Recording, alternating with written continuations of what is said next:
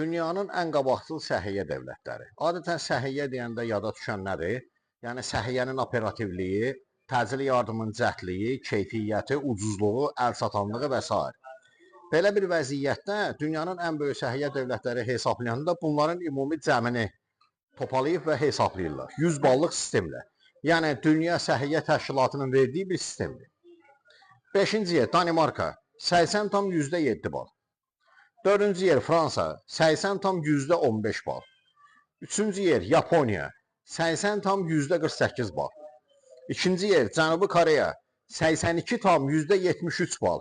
Və ən nəhayət birinci yeri Tayvan, Çin Respublikası tutur ki, 86,46 balla irəlidədir.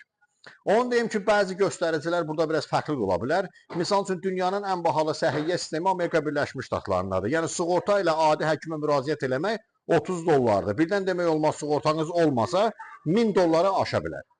Dünyanın ən ucuz səhiyyə sistemi Hindistandadır. Dünyada ən çox xarici turistin müraciət elədiyi səhiyyə müəssisələri Tayland ərazisindədir.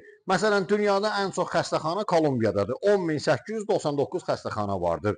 Dünyanın ən əlçatan səhiyyə sistemi isə Norveçdədir. Onu deyim ki, yəni başqa ölkələrdə də müəyyən göstəricilər var. Lakin bunların ümumi toplandığında ortaya çıxan reyting cədvəli məhz söylədiyim kimidir.